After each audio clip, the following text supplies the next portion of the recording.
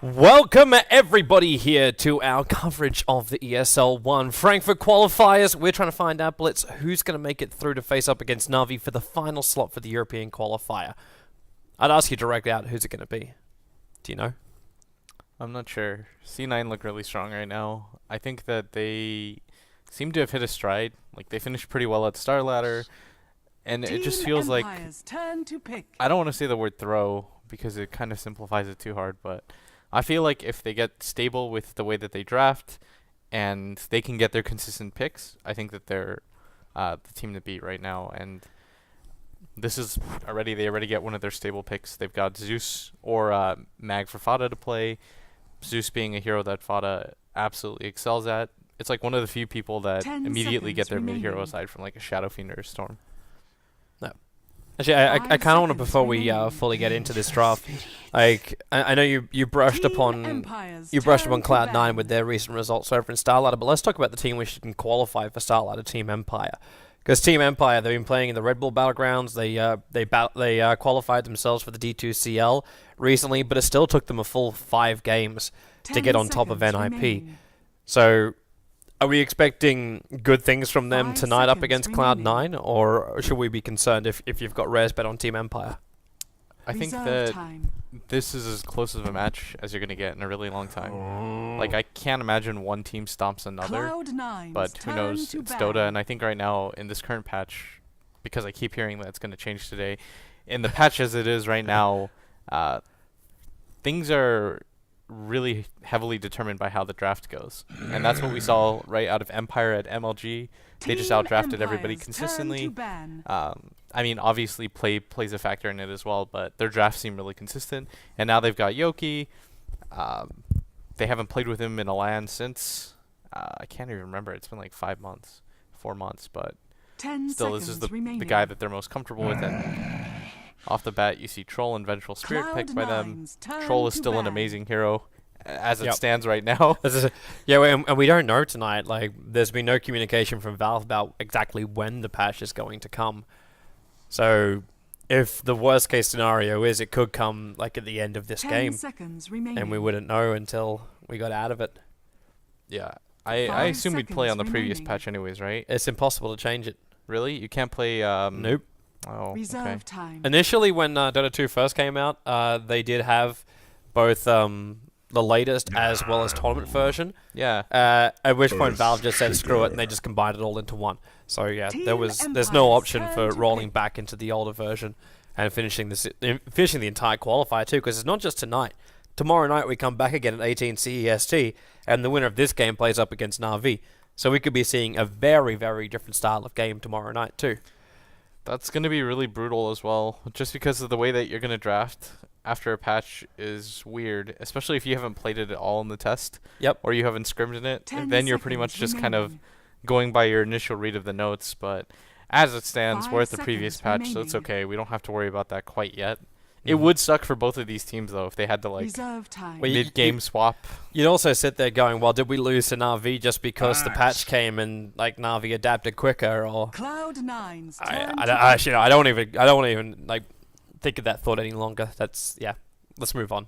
We've managed to get through the draft quite heavily again. So Juggernaut, unlike the other Phoenix, being banned out by Team Empire. I was doing some digging. For those who don't know, I've actually been away from Dota for the last week, but coming on back, and the Phoenix hero is probably picked up by Cloud9 more than any other hero, because it keeps going to either Bone 7 or it finds its way into not Misery's hands, the support for Cloud9 hands. 5 seconds remaining. Yeah, and I think it's one of those heroes too that they play well around.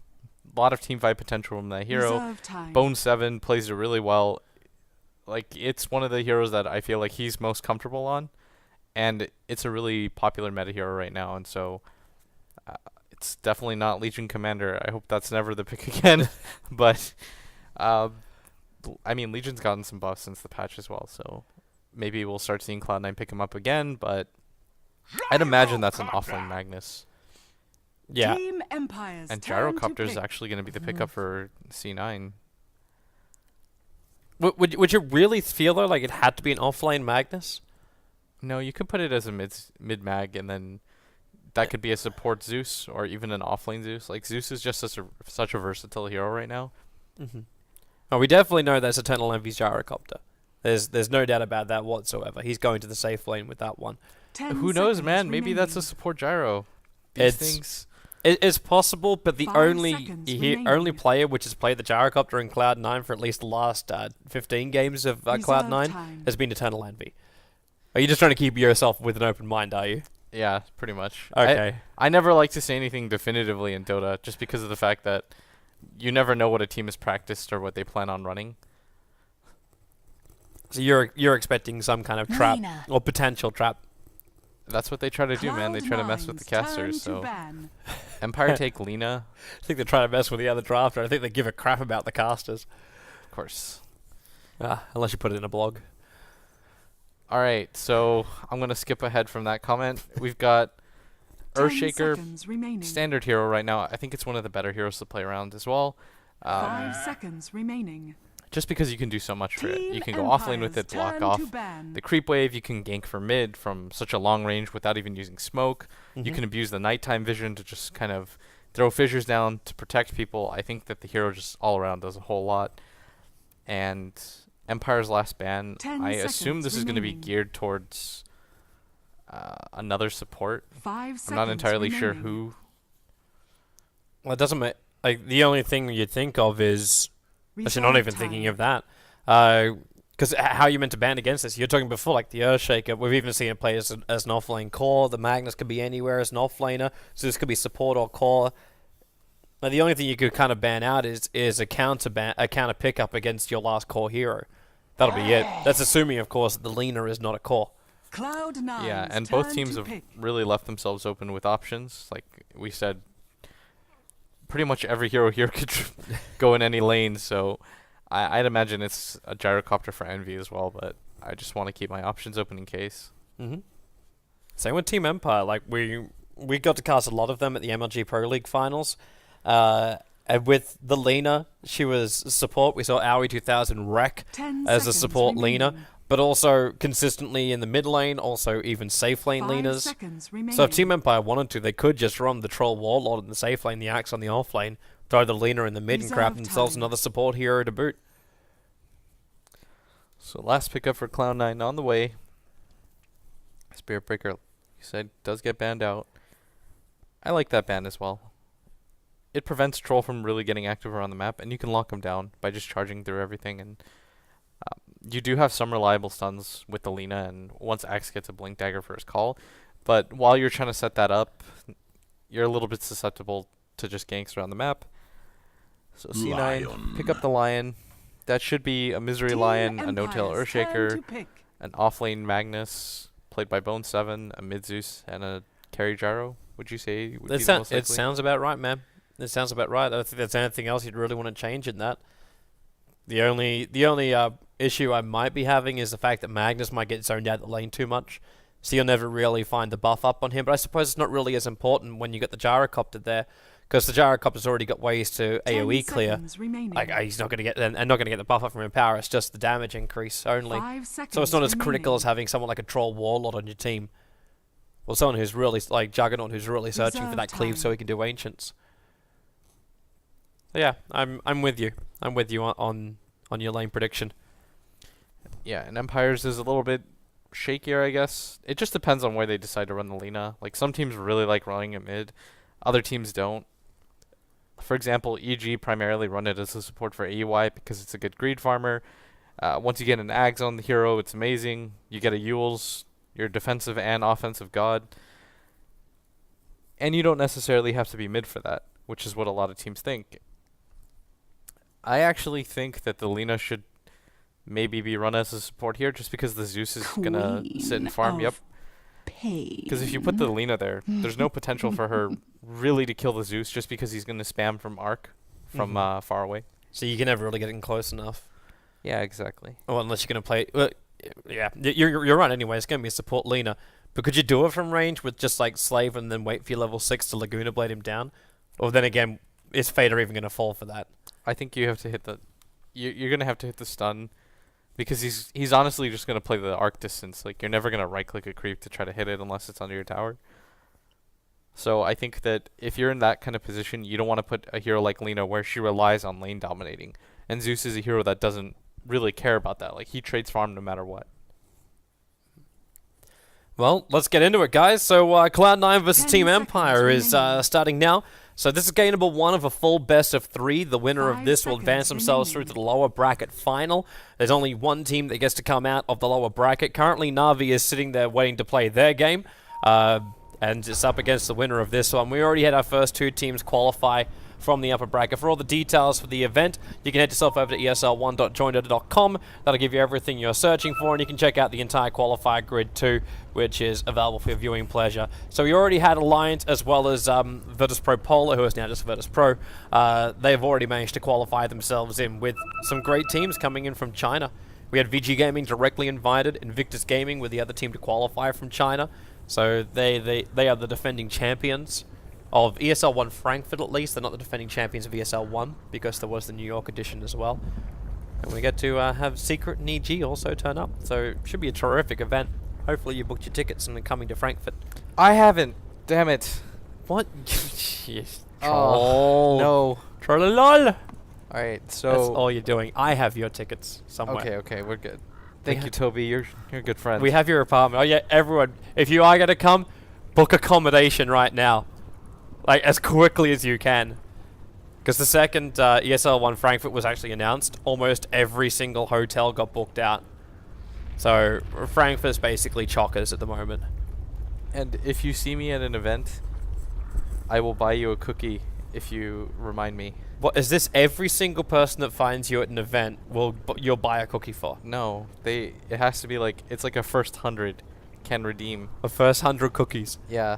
I gave out a lot of free lunches at MLG Columbus because I promised a bunch of people on Reddit that if they said hi to me, I'd get them lunch and I'd sit down and eat with them. So I enjoyed that a lot. Fan interaction in Dota is the best. We just need someone else that can walk everywhere with you with just a box of cookies behind you.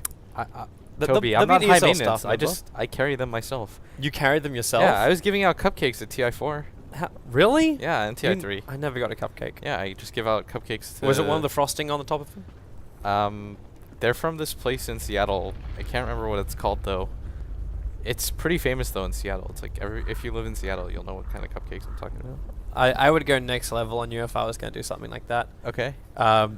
There was a cake that Elaine actually got me from Twitch when I was insanely sick and stuck in my hotel room. She said, "Have this, and you'll probably feel worse."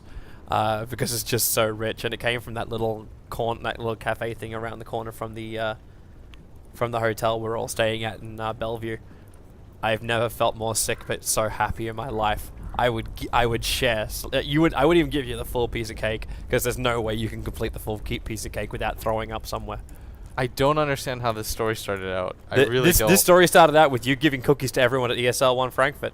All right. I don't see how baked goods. All right, we're good. So we just have a cake man. We're already gonna have a balloon man at ESL 1 Frankfurt.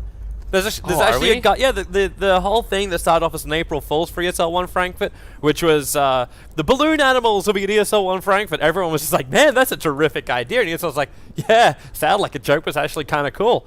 So they actually released an interview, an article with the balloon man, who is now going to be coming to ESL 1 Frankfurt and making balloon heroes. That's awesome. Yeah. And he made a little Queen of Pain and a couple of other things. So if you want to get yourself a balloon animal, you got to come to ESL 1 Frankfurt. It's all about the atmosphere. And the atmosphere is going to be awesome. They've reworked the stage this time around, so it's going to be even more spectacular. Oh boy. The level of excitement which I get from your voice as you say that is off the charts, Blitz. I'm just not the type of person that naturally gets hype randomly about stuff, which probably... Really? Yeah, it's not a good... So your face lights up when it's like, cookies! But when it's like... No, not even. Huge ass stadium with Dota 2 fans who are basically having Craigasm the entire time, that doesn't get you hyped. Man, you're literally a Twitch meme, but... I'm not a Twitch meme, but I'm learning to accept that part of me, man. Be a real person. First, you have to accept the problem. Be a real person, Toby. I'm a real person. I'm a real boy. Oh my god, you're just full of memes. That's all. Dude, that's not even a meme. That's Pinocchio. I know. Just because someone else made it into a meme doesn't mean that it was a meme to start with. It's like saying every bit of classical music that Tiesto played was designed by Tiesto. Alright, so... Do you understand my problem here, Blitz? I understand your problem here, Toby. I'm just messing with you. Avatar was just a copy of Fern Gully. I don't even know... Alright, the game started. Let's be Dota people, man. Alright, let's be Dota people. Let's be Dota people. Alright, let's run through these wonderful lanes which are being given to us by the players, and we thank them every day for the gifts they give to Dota. So, we'll be having Yoki, our off-laner, the man who got to miss out in MLG Columbus. But he is back with Empire and looking to be, well, in the wonderful non-visa world of the internet. Aloha Dance will be here as the Lena, Silent taking the Troll Warlord. May he rest in pieces after the patch. Resolution will be the Queen of Pain, always want to fly as the Vengeful Spirit. And then we get to have a look over towards Cloud9. So the man tagged up as Fearin, he's changed his name, it is Eternal Envy, who is that gyrocopter. Fate will be there as our Zeus, that puts Bone 7 to the offlane. Magnus, that is Misery or Misery. I don't know if he's actually trying to give a shout out to Mooseman or not, but it is Misery as the Lion. And that leaves No Tail, who's got one tooth to pick with Empire, sitting on the back of that Earthshaker. So we're ready to go. 30 seconds to the rune spawn, and no one's going to fight. They're all backing up. Yeah, if you're both teams using the level 1 Lion, stun doesn't really hold up a lot of damage for you. There isn't a lot of follow-up from C9's lineup as well. Like, you've got the Earthshaker Fissure, but unless he gets a block opportunity, it's unlikely that he gets a kill. And so I think that that's a good move by both teams. Resolution at top. Envy's going to actually level the rockets here. It looks like they're trying to just trade harass for the rune. Well, that's a lot of harassment. Resolution, like, he's got Blink available. Okay, he did actually pick up the rune. But is that really worth it? You just had to buy a salve anyway, and the courier was already busy moving out in the bottom lane to give Sentry Wars to the Vengeful Spirit. I think it's okay because you did get the rune, and Zeus had to blow most of his mana. But at the same time, like you said, he's got to ferry himself a salve already to this lane. And that's why Aloha Dance is going to sit here in the mid lane for a little bit, at least until the salve comes, so that Resolution isn't in any danger. It's also a bit of a pain in the ass to Fader. He's wanting to sit back here and just clarity up as much as he wants to, but now he takes so much damage he has to hold back from the tower and he's got no mana to really work with.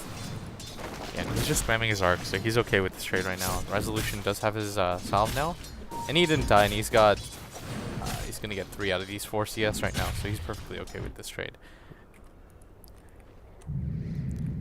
Seems we're adding Pokemon into the game as well, as Vulpix is going to bring Zeus his bottle. Still waiting for this bottom lane with No Tail. Bone 7 really can't get in front of him to do the skewer back. If the Fissure can block him for a moment, then maybe there's a chance. We're not really feeling the effect of this Earthshaker early on. Yeah, you just have to wait a little bit, because the hero is just one that doesn't really need to rely on levels. Like, the mid will eventually swap with you, and you can also set up for a lot. It's not the damage of the Fissure, right? It's just the fact that you initiate with the free 100 damage essentially on somebody, with a 1-second stun from pretty much out of nowhere every single time. But he's going to actually struggle to gank this mid lane just because it's a Queen of Pain.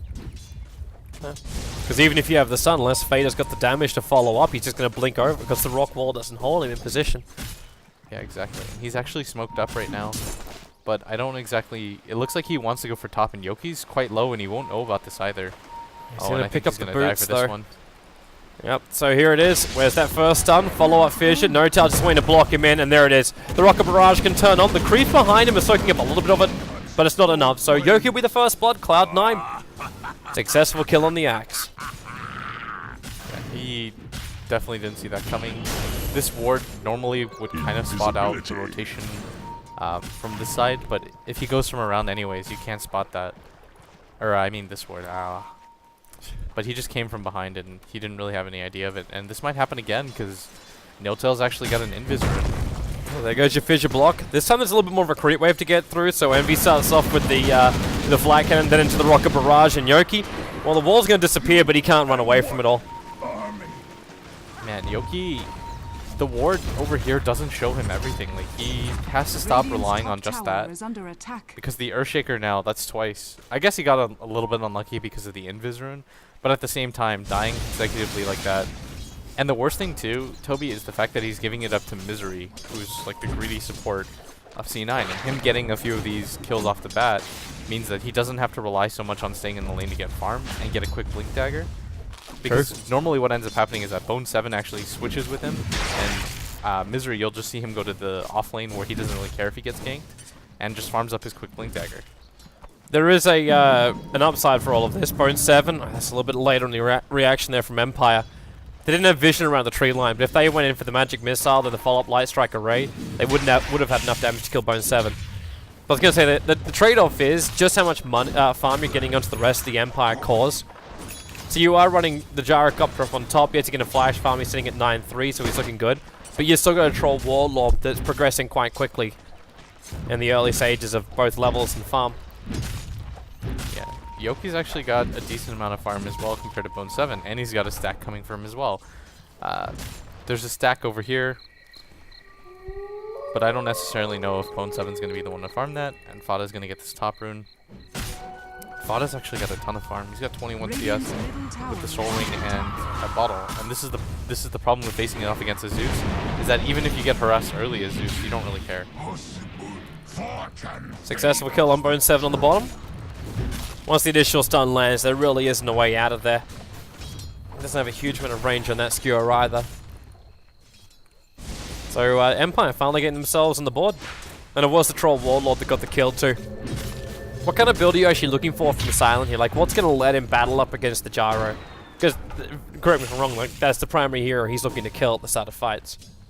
I think that you just go for the Helm of Dom into Yasha and then try to Roshan at some point. That's the general build. So just the standard, nothing out of the ordinary. Yeah, you might need a BKB immediately after the Yasha instead of finishing the completed SNY, unless he gets the Roshan for sure. Like, if he gets the Roshan, then maybe he can play a little bit greedier. But I think that you'll see Life Steal into Yasha and the BKB is the most likely item set.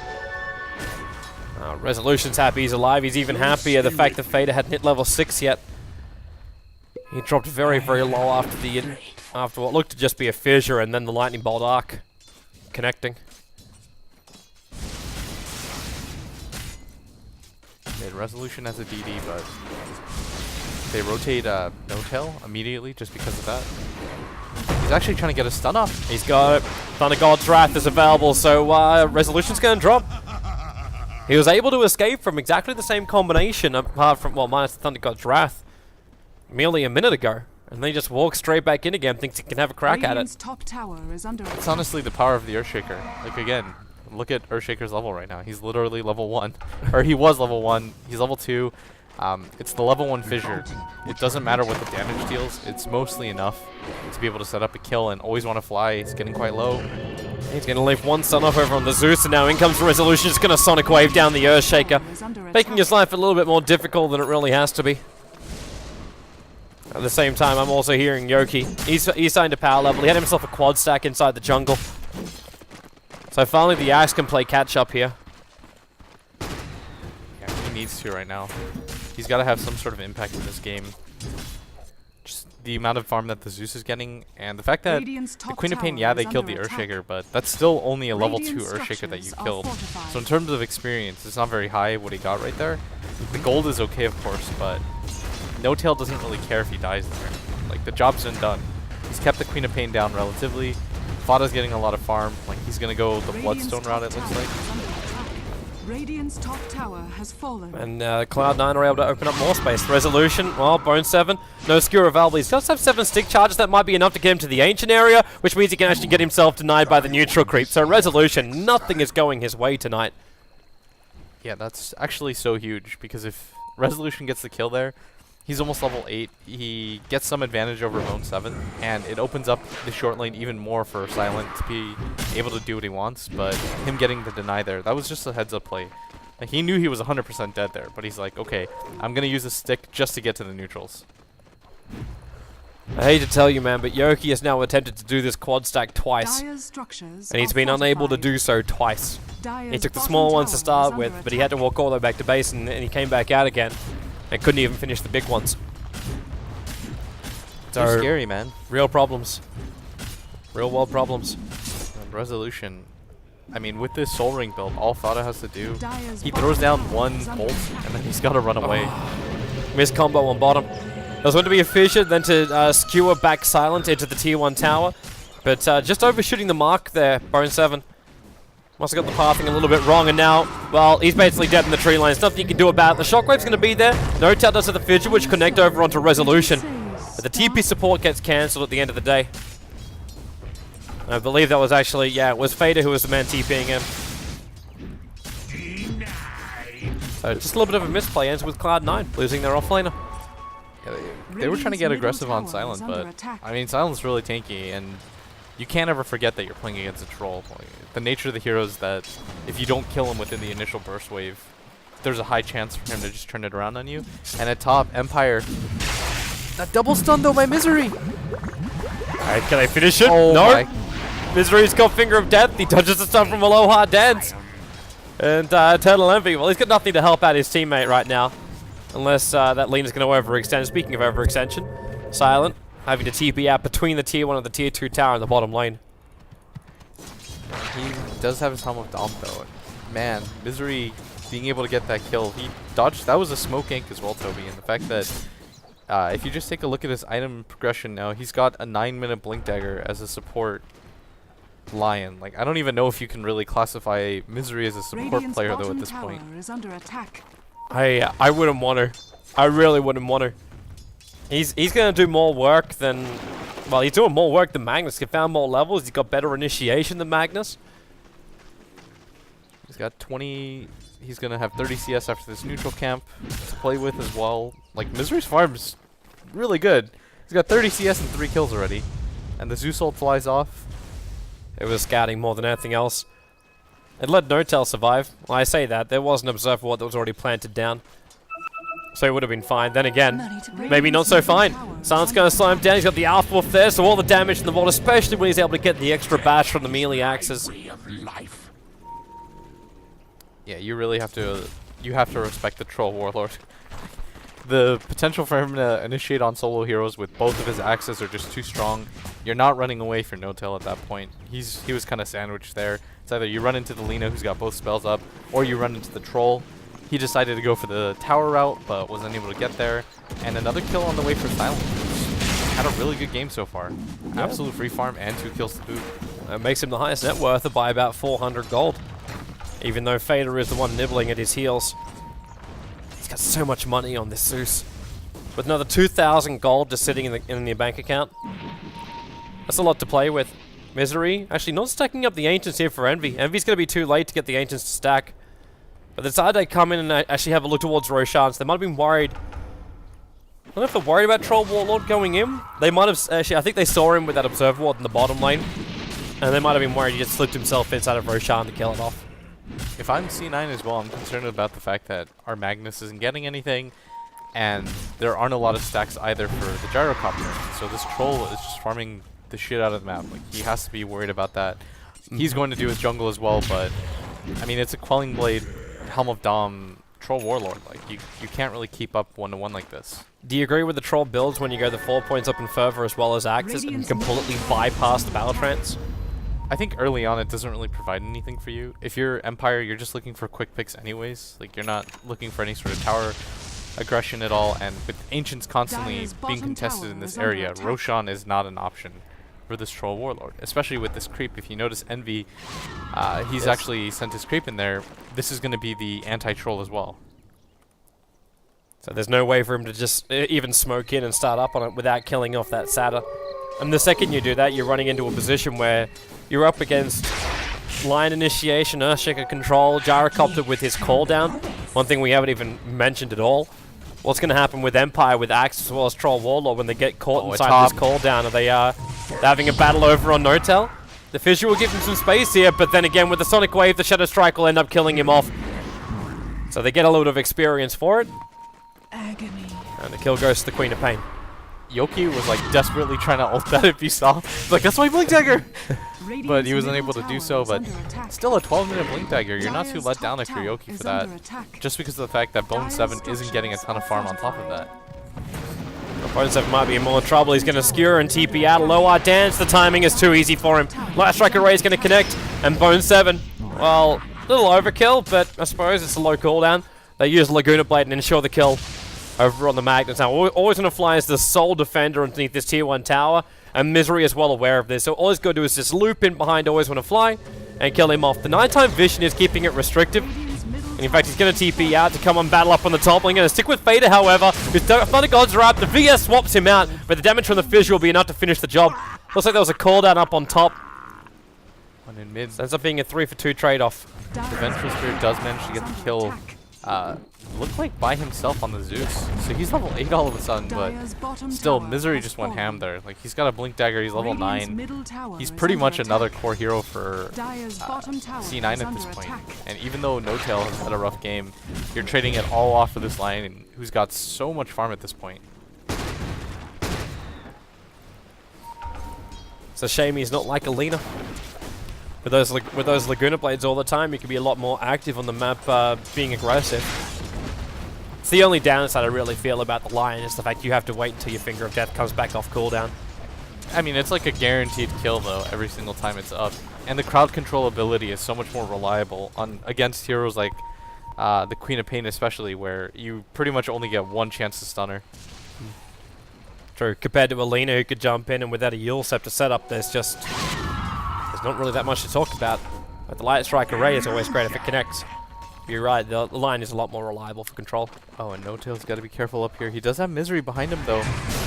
There's that call in a moment. Nope, Echo Sam's going to throw out Misery with a stun. There's no Finger of Death, but he's going to keep this Hex over on the Axe. Another Fissure from No Tail, and more control. Resolution's going to arrive into. The Scream kills off one, the Sonic Wave almost finding the second, but with Bone 7 now arriving and Eternal Envy mopping up his teammate, they're going to fall back with just a 2-2 trade-off.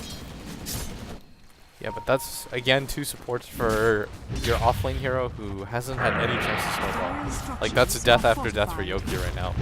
Yeah. But at the same time, every time they go for these kills, there's so much damage being done to the towers. Like, they took the tier 1 tower in bottom lane before, and now they got that mid tower down to 2/3 of its life. Wow, okay, Silent. Committal is high.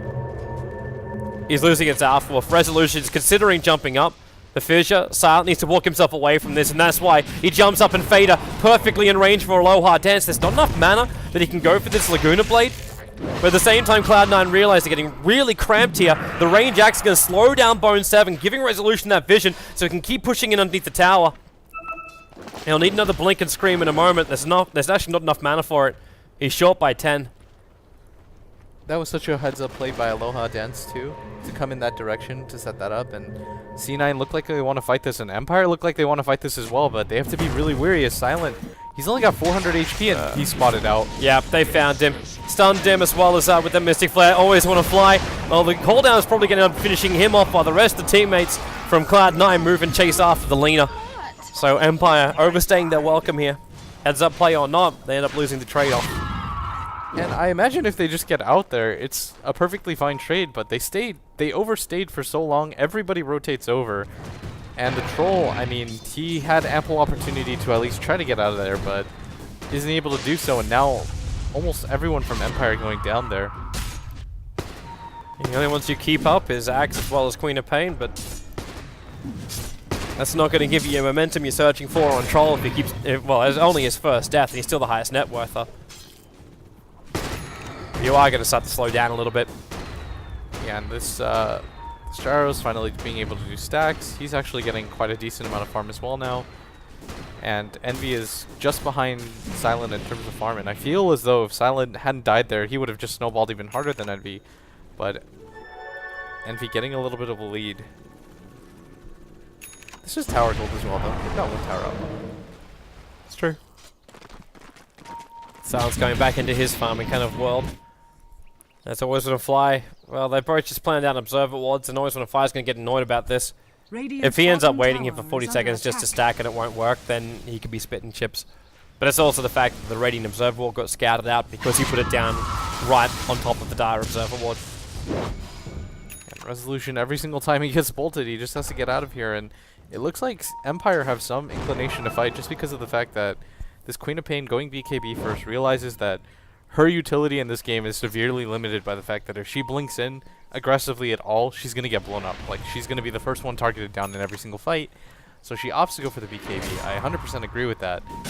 And it's really going to help just against looking at C9's lineup. Like, the only physical damage really that you're getting is Envy.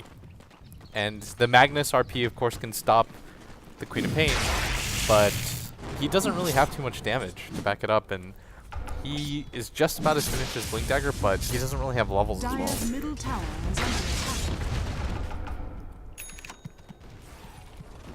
Wondering if Empire even want to... Okay, so we're looking at Cloud9 with the initiation about to come up from Bone 7, as you're talking about.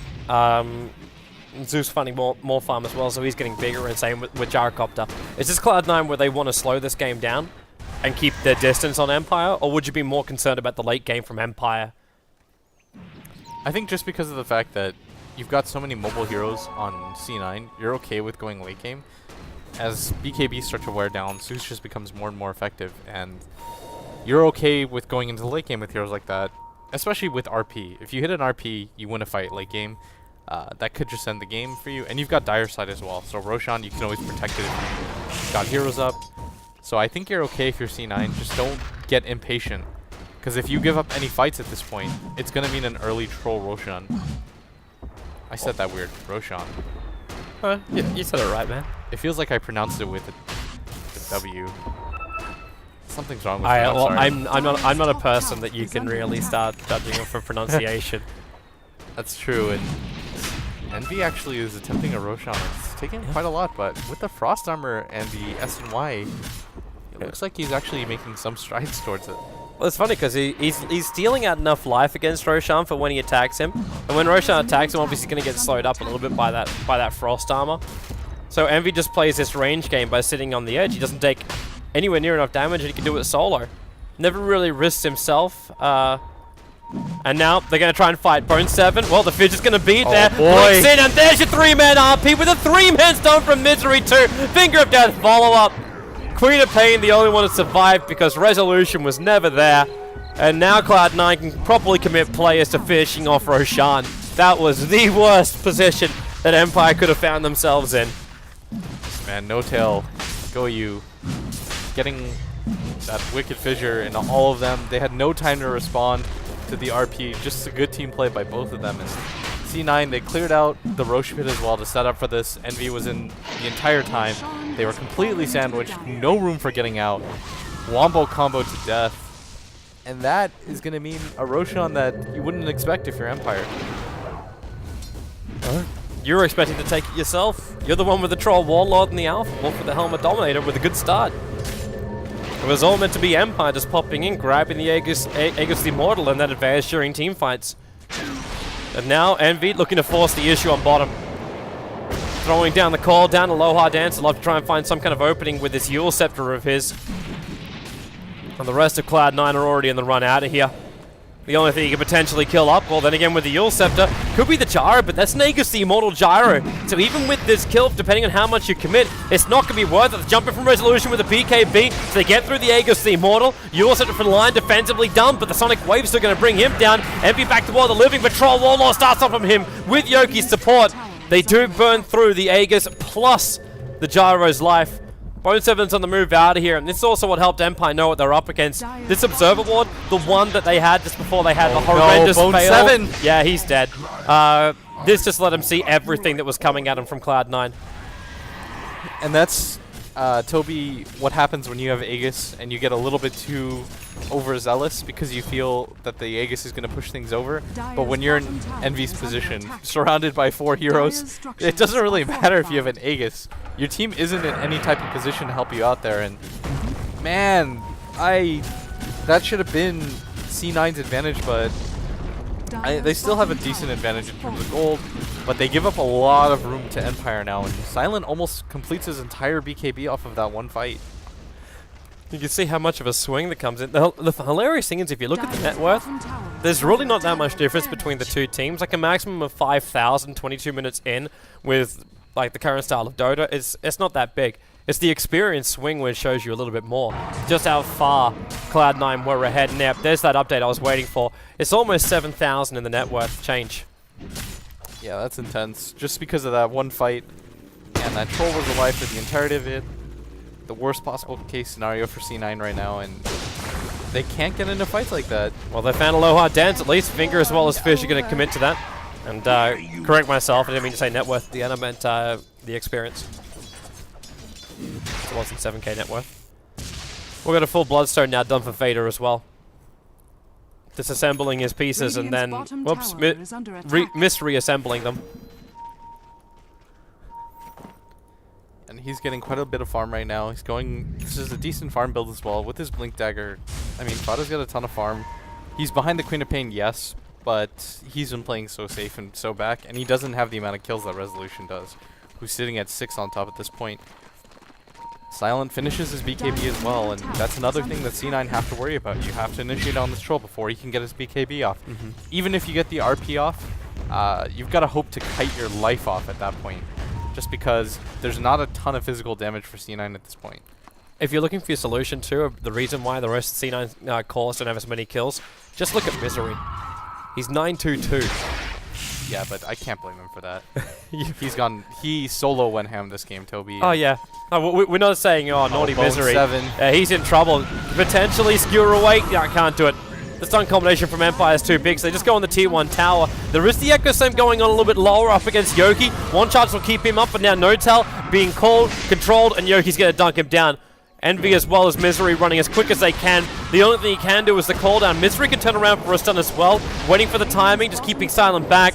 But Resolution with this Blink and Shadow Strike, they need a stun or something, and they've got it. Silent walks up. Gyrocopter bursts into a million pieces, and Cloud9 are quickly losing control of this game. Oh, this troll is getting so farmed and so fat, and Bone 7 getting caught out there. It means that C9 are immediately on the retreat. Like, they can't play aggressively at that point. And the landscape of those fights changed dramatically just because of the fact that Silent, of course, he's playing Troll, which is one of the best catch-up carries in the game. You've got a Queen of Pain who's got a BKB and keeps no fear, blinking forward, shadow striking her way down. And just so much of a catch potential for Empire. Like, if you begin to lose a fight against Empire's lineup, leaving is not really an option at that point. You kind of have to count your casualties and be okay with it, and just fight after fight. 2 consecutive fights now in a row, and Fada has to be careful as well. Resolution's going to go on him, and Yoki's actually behind him as well. He's not going to get in range of the call. Oh, he does, but too late. Meanwhile, in middle lane, Misery was sitting right on top of an Observer Ward. Aloha Dance as well as Silent was trying to keep it as unknown as possible because they just sat inside the lane farming up. But Misery is going to drop, and that's a big kill from obviously knowing how big Misery is. And that Aghanim's upgrade for Laguna Play for Aloha Dance is coming sooner rather than later. He's 2,000 gold away from it. The Oak Club's coming in on the courier. That would actually ruin Envy's day. That'd be pretty much half of his HP, and at that point he just has to run away.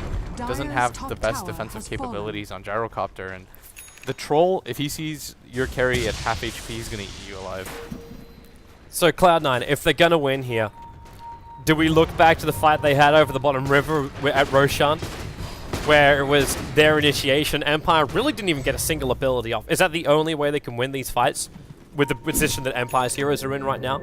Yeah, just because of the fact that now Bone 7 gets further and further behind. Like, he's barely got more net worth than the Earthshaker, and he's actually behind the Lina, and he has to not get caught out. Like, he has to be the one setting the tone, looking for counter initiations. If Bone 7's the first one out of the fight, at that point Empire's in all-out aggression mode. They're like, hunt down everybody. Single individual stuns don't matter to us. As long as we don't get RP'd, we're perfectly fine. And once you take that out of the equation, I mean, you can't fight if you're C9 at that point, and it looks like Empire looking for another engagement. They should be careful. That Thunder God's Wrath came out just giving him vision. So they know that there's 4 heroes for Team Empire on the top lane. Well, there's no real vision for Empire across the river. In fact, if we look over right now, what I'm looking at right now is the vision that is here for Empire. They don't see anything. So as Silent runs himself up here, he's still... Okay, Aloha Dance is pinging out the fact he thinks he sees someone there, and he will see the end of the Blink Dagger effect. But they've got no aggressive wards on the dire side of the map. Yeah, they're being camped out by this ward right here. Like this, it's just spotting them as they walk back and forth, and so it looked like Empire might have to commit for this. Resolution, he's got a Hex already as well, and he's just looking for the solo pickoffs on Fada if he can find it. Well, that's pretty difficult to do, especially when Faye's got so much damage. And if you commit it very heavily, then you've got that Bloodstone that can get you out to safety, but at least denies Empire any extra glory. Top lane is probably where we should be moving our eyesight to, as Yoki Blink, Echo Slam, just looking for the initial stun, the swap out, and now the jump in by Bone7. He only got the RP and a low hard dance, and Yoki is a big call for him. It's still a 1-for-1 trade-off. It's about to be 2 as Big Daddy's going to get dunked down. And even the chase after with the resolution, Haystroon Misery's in so much trouble. They can just Sonic Wave to ensure the kill. It's not required, however, even with the double stun. That means the Gem's over on the deck. And you've got another battle with Always Wanna Fly battling up against Fader. Always Wanna Fly will get to the tree line. But Fader, as well as Envy, both being revealed out in the sides. And Fader can't escape from this one. Envy can TP out, but Resolution's right behind him. He'll commit suicide with the Bloodstone. But you've just lost 4 players. You're 22-18. And your top racks will be exposed once this tier 2 tower and potentially tier 3 tower is mopped up by Troll. Yeah, we were looking for that big Bone 7 RP, only able to catch the tail end of that Lina out, and you're heavily committed at that point if you're him, because a 4-staff doesn't get you far enough. You get stunned once, you instantly die to the Troll. I mean, it's not fair to put this much of the game on Bone 7, in the sense that you have to ask him to hit a big RP, but with the positional advantage that Empire had there, it was just difficult, and they might actually catch out Silent though. He does have his BKB up, but no TP. He's 100% dead. Yep. Skewering back up again. Be careful with that courier, just walking around with a Skadi, but Silent starts to run out, turns the BKB on, starts to attack, kills off Notal, actually protected by the rocket versus the BKB and Resolution. The Finger of Death. Did he just actually blink out of that one? Either way, Yoki in for the call. Dunk number 1, looking for the extra spin to bring down Gyrocopter too early on that Culling Blade. So Envy's still going to run himself away from this and out to safety, while Lina chased down, well, I say Zeus.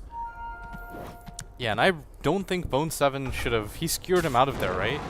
Like, he was blocked off by the Earthshaker, if I remember this correctly. I'm really sick right now, so I'm not entirely sure what happened, what I saw like 3 seconds ago, but they 100% should have killed the Troll there with no lost casualties. And the fact that the fight went like that, even with the Troll being isolated at 20% HP, it's like I said, what do you have from C9 that's going to counter that BKB? You don't have any physical damage on your team. Yeah. That's where Gyrocopter was meant to step up to the plate, but Envy hasn't really found that much farm. I'm saying that when he's the second highest net worth on the field, so I'm not going to say it's that bad. But you haven't seen that flash farming Gyro, the one that can get the early Monkey King bar, the one that can start to make Empire really fearful of walking in close next to him. It just hasn't been the case. Oh man, if you're C9 now, you're kicking yourself just because of the kind of start that you had. Things were relatively stable. That Roche fight, you're never going to get a dream fight like that ever again. Like, the fact that Empire walked into that 4-man fissure and then the RP on everybody into the gyro call, like, that is the wombo combo of the century. But now you're at a point where there's a Hex on this Queen of Pain. She's got a ton of farm. BKBs on all 3 cores. A fully completed Scotty on this Troll as well. It's a nightmare. It's an absolute nightmare for Cloud9. You said they're not going to get that dream fight from around Roshan, but right now, that's all they can hope for. They can hope for the RPs, but so far Bone 7 hasn't found any real openings, and Empire hasn't given it to them. Because they're always holding back themselves. Silent doesn't care if he gets called out. He's walking around with 2700 HP. On top of having an absolute absurd amount of armor. And Resolution doesn't care, because now even he's walking around with armor building into what I would assume to be a Shiva's guard. Yeah. With the BKB and the Scythe Device, they got so much there for them. His initiation potential is insane, and they're doing the wraparound, and Envy has to be really careful here, even with his BKB up. Oh, and they give up on this as they start to run down again. Maybe this is a Roche attempt by... Yeah, that courier from Cloud9 sitting on the edge of it. So Empire won't see the courier, especially now that it's backed up. But at least flags to Cloud9 exactly what Empire is up to. Nobody's close enough though, and there's no tower for EE to TP as well. This is a free Roshan for Empire. Yep. Knowing is not half the battle in this case, Toby. Oh, the courier gets sniped as well. Wait, it actually got done? They mustn't have brought it back far. Yeah, it was actually only sitting in the tree line. It didn't come back far enough. The Radiant Observer Wall went down, and it now sees all. I'm not going to say it wasn't carrying anything. The courier was completely empty. But it means if you're looking for Gyrocopter to try and find that Monkey King bar, it's not going to... In fact, do we actually see Envy They're just going to commit so heavily onto Silent. But you're doing this onto a Troll Warlord that's got Aegis the Immortal. Aloha Dance will get sniped out. Nice initiation in by Notel, but now Silent comes back to World of Living. BKB on both Yoki and Resolution protects him from most of the early initial damage. And Empire just don't want to battle this one. They need more. They really need more than this. Resolution coming back in again. Nice double stun from Misery. This could be it right now with a Hex on top of Silent. They can kill him off twice. The burst damage is there in a moment, keeping the distance over on the Troll Warlord. So Cloud9, they got the best fight they could have ever asked for. They burn the Aegis Immortal, and they take 3 heroes to boot. Yeah, No-Tail went absolutely huge. Good Echo Slam by him, keeping the backline of Empire isolated while they focused on that Troll. And then Troll's in no man's land, doesn't have a lot of BKB charges left. I actually think, yeah, he's got 7. And a 1 fight for C9. That's absolutely huge for them. Empire, again, they overestimate the Aegis. They figure, okay, there's no way that C9 will get into a fight with this. But C9 aren't just going to give up free racks, especially with the type of high ground lineup that they have. And they have to be careful with this, just because of the fact that your Troll is also, if you're looking at Empire's lineup, your physical damage dealer. So for him to go down that early without being able to accomplish that much in that fight usually spells death for you. And all of a sudden, Envy, he's almost got, it looks like he's going to go for the Butterfly. He's got 3.6k gold, and he's got a DD rune bottled as well. I think you read the fact that Empire, like, he's talking about the problem with Cloud9 lacking in physical damage. But you look over at Empire, like you said, Troll Warlord's your main man, but this guy's building into a Deadless. You build a Chrysalis plus having that helm with a Dominator. So why not just grab yourself, even if it's just like casual evasion, that might just be enough to keep Troll Warlord off your back.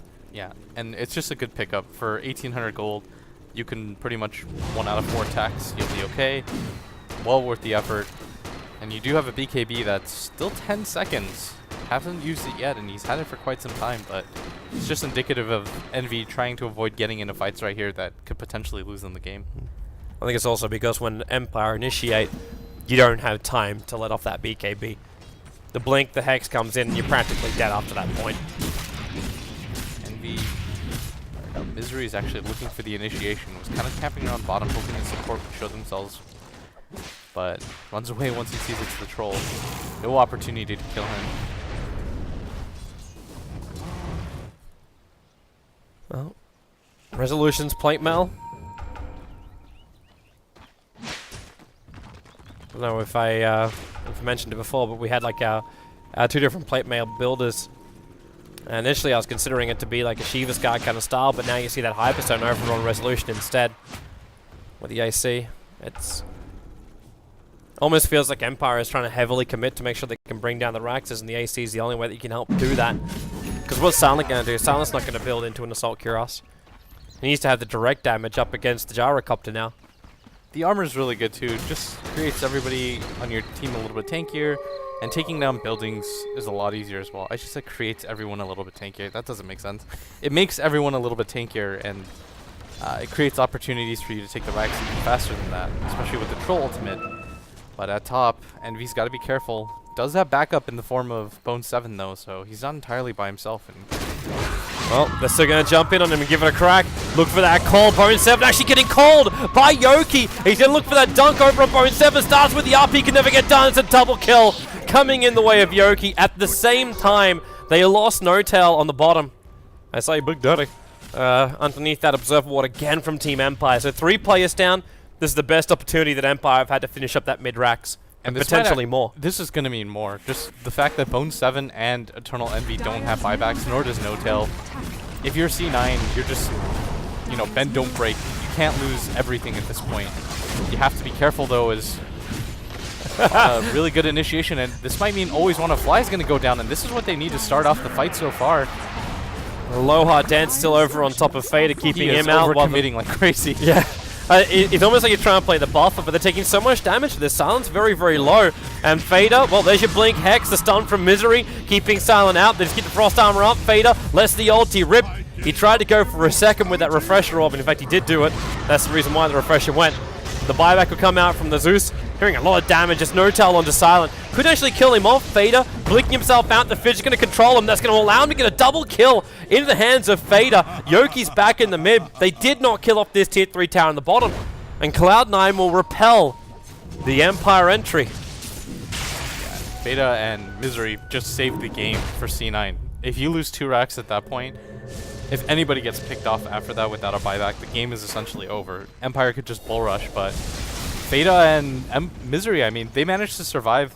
Beta does go down a little bit awkwardly, but still, the fact that he was able to buy back, create that much havoc by himself without 2 of your cores there is absolutely huge. And Misery just played his heart out right there, being able to bait them deeper and deeper into the base. You saw Aloha Dance and Always Wanna Fly go down, trying to go for the chase.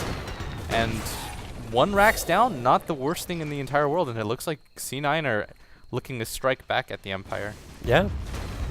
They got 30 seconds to do it. Either that or they force the buyback control. Both they'll be very happy with.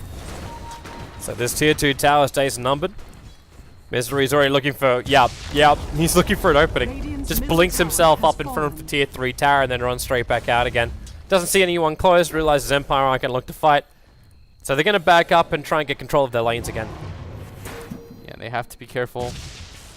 If they lose another hero without buyback, I don't think that Empire is going to become that aggressive again, because they have to realize that Empire had a chance to take 2 sets of racks there, but they overextend for the C9 heroes.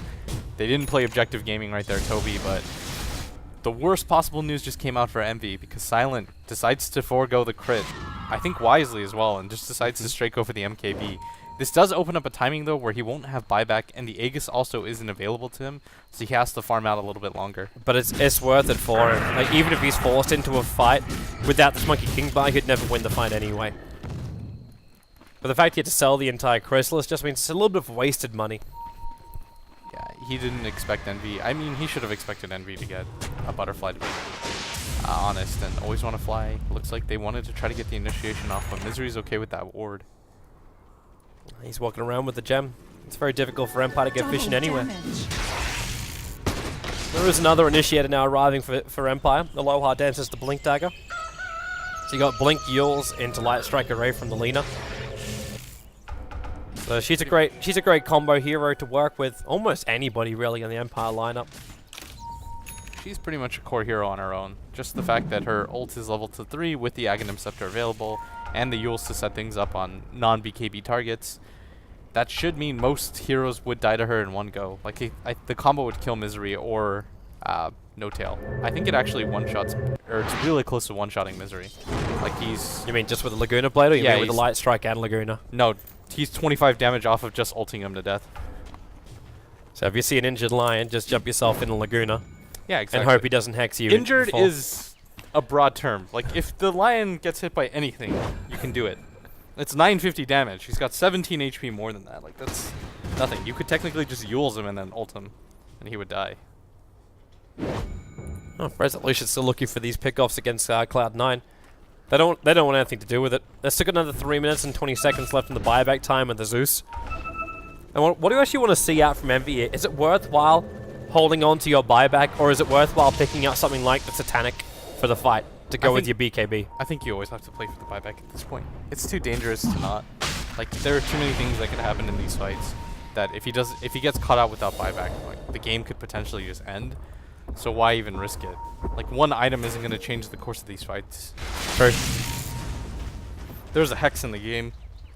That's generally not going to save you if you have a Satanic. Like, you pop it early, then it doesn't really do anything. You pop it late, then Resolution just waits for your BKB to fade. And then 4 heroes jump on top of you and blow you up. And then you got no buyback, and you get to sit back there and say, was that really the greatest purchase of my life? Oh, Empire are stacked up a little bit, though. They're coming. They're very, very close. Bone7 needs that opening. The Echo Slam, controlling up Silent with the Finger of Death. Your RP comes in, looking to control up Lisa, holds on to Resolution, but I want to see if Silent's also going to die. He's on 110 HP, is able to back himself out of here. They lost the Vengeful Spirit and the Queen of Pain in the meantime. Bone7 skewers himself down, not in range of Yoki, then Zeus. He actually got the Troll Warlord as well as the Lina with that ultimate, the Thunder God's Wrath. And Yoki's on the run out here. Cloud9, they just want Roshan, Aegis, and Cheese, and then they can push down the middle lane. They got all the advantage in the world. No one's got buyback apart from Queen of Pain. So the window is that 65-second one now. Yeah, C9 are chasing the hell out of this Axe. Bone7 is still on the hunt for him, and just going to throw the Fissure on the creep wave and run away, and this is going to mean a free Roshan for C9, and all of a sudden C9, they're looking quite deadly as it doesn't seem to matter who Bone 7 RPs. Like, if he gets it off on the Queen of Pain, he dies in 2 seconds anyways. Envy does do enough damage with the butterfly at this point. And the flat cannon is doing work, and it feels like C9 are just out fighting them at this point. They just have a little bit too much mobility. It feels like everyone has a Blink Dagger. I think it's actually 4 of C9 have Blink Daggers. Yep. We've got a 4-staff as well on Bone 7. You've got a Yule's up on your Lion player as well. So the amount of mobility that they have is just too high right now for Empire to deal with. Which explains why that team fight ended up being in 2 different parts. You had that part that was still battling on top of this stairwell right in front of Roshan, and the other one which managed to just lean down so far it almost hit the Radiant stairwell too. Which when Empire can't help each other. The RP splits them, the Fissure and the Echo Slam control up perfectly, and like Silent was a non-factor really. But in fact, it kind of felt like both Silent as well as Queen of Pain were both non-factors in that fight. Queen of Pain definitely was a non-factor. She got a little bit too close. Didn't expect to get solo RP'd, but Bone 7 will take that. Yeah. Well, he already had the rest of his teammates, like the Lion as well as the Earthshaker. They basically double-teamed the Troll Warlord. He had nothing he can do, because you get the instant stun from the Echo Slam, then you've got the Lion stun, then you got the Earthshaker Fissure, which he can reposition and get in a good spot, so it's hard to run away from, or at least helps with the team fight control. And then you got Lion with his Impale as well as Hex too. There's so much control everywhere you're looking. Now Yoki triggers the BKB. He just wants a quick and easy pick off on Notal, and he's going to get it. In fact, it's going to be the Queen of Pain who takes it and denies him the Culling Blade hit.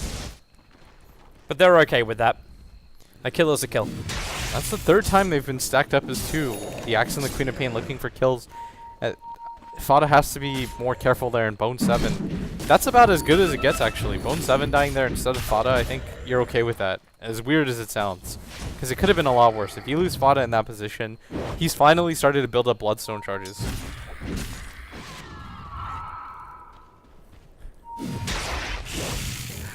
Really worried that something broke inside the chat, but I think it's just the chat itself. They just do that. Yeah. They're my guiding light to see if something goes wrong there. For now, how are we actually looking? Who's taking the most amount of kills in that game? It's still Misery.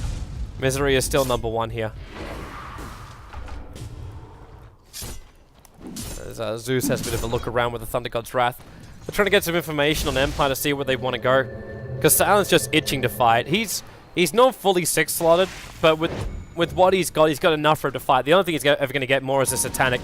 As now they get some vision on Misery, jump into Shiva's guard, and they got him control. But Bone 7 in for the RP. They're going to commit cooldown. Yep, plus the flag cannon turning on. Silent, however, just runs up to Bone 7 out of the cooldown. Now moves over the Gyrocopter. Needs more damage. VS swaps him out. He gets the bash over on Gyrocopter. Can't finish the job. Heavy remains alive. Below our deads. Can't finish him at all. Heavy with a triple kill. Now Yogi comes back in again, but it's only the Aegis the Immortal that you're going to be losing here. Yogi's going to die here. The jump up from Earthshaker ends the spree. 749 gold gets to come his way, and it's a 5-for-2 trade-off with Cloud9 coming out ahead. Yeah, now you're starting to see Bone 7 have a ton of impact. Just trying to... He said, okay, in the beginning, I was trying too hard to get multiple man RPs. Let's just go for any type of core heroes that we can. Lock them down. And Envy's doing a really good job as well. He's throwing down that call down for the slow alone so they can continue to kite. And that seems to be C9's motto in this game, is that, okay, if we get into engagements, just slow them and run around them while dealing damage. And I mean, Envy did all the damage in the world right there. They don't really need physical damage if he's able to live for that long. They're BTing in. Faye just picked up BTs and completed his Aghanim Scepter too. He's got his ulti off cooldown in 29 seconds. Not the double because the refresh is still there. But they're trying to find enough time to get past this tier 3 tower. The fortification of Empire must be used here. Buyback-wise, they've got it still left on the Queen of Pain. Troll's going to use this pretty prematurely. But Cloud9 doesn't care. They use the buyback, they get back, they still claim what they want to. Fortification's down, which means their next push could be very successful. Plus the fact they got the Troll Warlord to waste his money. Yeah, and that was probably the more important fact. It's just... You don't really care about Rack so much as the fact that you force this Troll not to get any but bigger. And right now, Silent, the 5-second BKB just isn't cutting it. He gets kited non-stop. His 3k HP on paper looks like a lot, but you're just getting kind of plinked away at, right? C9 are just running in and out of you. You can't catch them. It's got to be like the most frustrating thing in the world. gonna be worse. You've got 2 refreshers now. Yeah, and Bone Zeus 7. and Mag. And you got Eternal Envy, who finished up the Monkey King bar. So that damage, which you were talking about before in the last fight, he had the Demon Edge for it, but now he's got the full MKB done. Empire just got a little bit too sloppy with how they engage fights. Aloha Dance was able to get in there at the last second. And he did break the Aegis, but it took so much just to get the Aegis out of the way from Envy. And I think the next Roche fight is going to determine a lot, Toby, because if it takes that long for EE to die in the first place, how do you really kill him a second time? Or how do you kill Fada twice? Like, there aren't a lot of options for you as this game goes later and later, considering the fact that your item progression has pretty much died. Like, we talked about the Assault Cuirass on the Queen of Pain how many minutes ago? Like, she's still not 6-slotted. This troll can't really get that much bigger. Like, you can pick up 1 or 2 more items. Yeah, you could swap things in and out, but the way that the fights are going, it's not really lending me a lot of confidence. You're right, there's not much to change as far as the item build for Empire. Like, all you can start doing is giving to the troll. Well, I don't think Empire really want to give that Lincoln Sphere, which is my assumption too of what Resolution's building into. Yeah. Like, he can give that charge to the Troll Warlord if Troll's going to be the first one to jump in, but he needs it for himself or else he's going to get controlled by the Lion. I think it's going to be a Refresh Orb. I think the double Hex, double BKB at this point means more. You need 10 seconds up on your BKB again.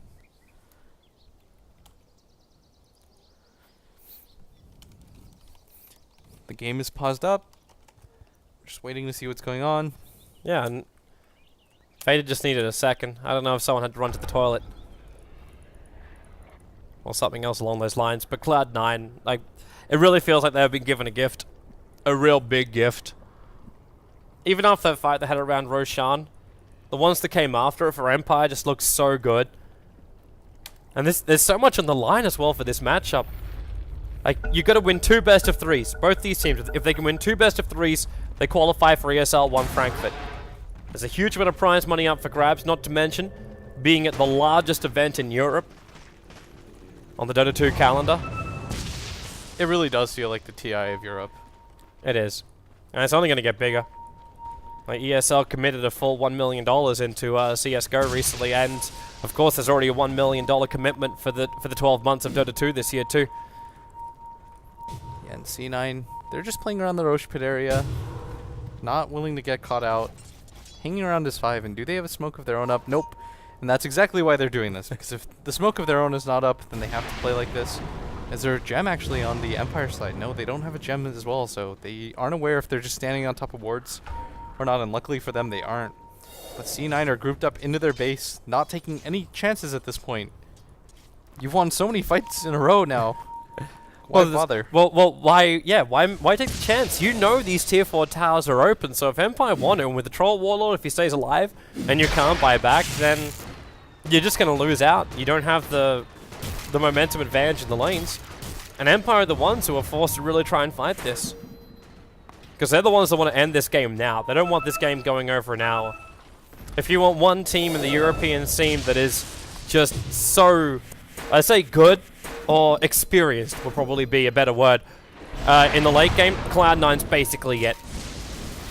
C9 were smoked up, but Fada and Envy are going to just break it. Look like they're on the run, and always want to fly. Going to go down. Silence caught out as well. That's actually a big hit. The Fissure was able to catch Silent on the high ground. And with a quick follow-up with the Mag RP, they already used their Refresher Orb once. That was a double ulti from Zeus too, and that's where that big burst of damage arrived from. And all Yoki can do is try and keep that top lane pushed out. But defending this mid lane, you're going to buy back over on the Queen of Pain, but there's nothing available for the Troll Warlord. It's still on cooldown for another 3.5 minutes. Yeah, No-Tail with another excellent fissure. Catches out Silent as well on that high ground there. So we got a Aloha Dance, No-Tail jumping in line with the Finger of Death. Lena's going to drop so quickly from that.